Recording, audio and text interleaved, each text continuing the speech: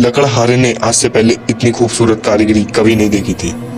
और जैसे ही उसने उस दरवाजे को स्पर्श किया, उसे अजीब सा एहसास हुआ और उसे ऐसा लगा जैसे मानो कि उसे कोई अंदर बुला रहा है। और मदहोशी के हालात में लकड़हारा अंदर प्रवेश कर गया और खंडर के अंदर जाते ही उसकी आंखें चकाचौंध हो गईं। बड़े बड़े मिट्टी के बर्तनों में असरफियों, सिक्के और हीरे जवाहरातों का भंडार था। लेकिन लकड़हारे ने आज से पहले इतनी दौलत कभी नहीं देखी थी। स्वाभाविक है, कोई भी इंसान इतना बड़ा खजाना देखकर चकाचौंध ही होगा। तभी खंडर के अंदर से एक आहट के साथ दरवाजा बंद हो जाता है और जोर जोर से हवाएं चलने लगती हैं और लकड़हारा खंडर में एक खंबे को पकड़कर अपनी जान बचाता है।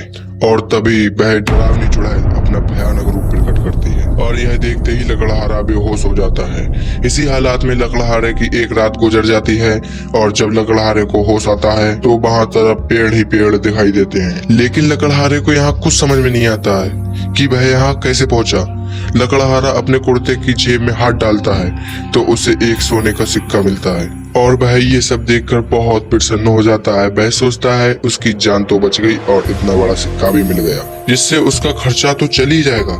और वह उत्साहित होकर अपने गांव वापस बिना लकड़ियों के ही आ जाता है और घर में आकर सभी को बात बताता है। लेकिन उसके घर वाले कोई प्रतिक्रिया नहीं देते और उसे लगता है मैं इतनी जोर जोर से सबको अपनी बातें बता रहा हूँ लेकिन मेरी बात कोई सुन को नहीं पा रहा। तभी वह पास में ही पड़े पानी के बर्तन में मुंह धोने के लिए हाथ डालता है लेकिन वह पानी की एक बूंद को स्पर्श नहीं कर सकता।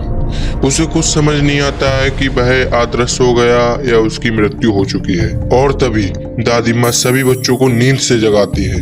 दरअसल कहानी सुनते सुनते सभी बच्चों को नींद आ चुकी थी और जैसे ही सभी बच्चों की आंख खुलती है तो सभी बच्चों के हाथ में एक एक सोने के सिक्के होते हैं। और वह बच्चा जिसने दादी माँ से कहानी सुनने की जिद की थी वह गायब हो चुका था। दादी माँ चारों तरफ उसकी तलाश करती हैं लेकिन वह कहीं नहीं दिखाई देता। सभी बच्चे सोचते हैं आखिर वो गया कहाँ।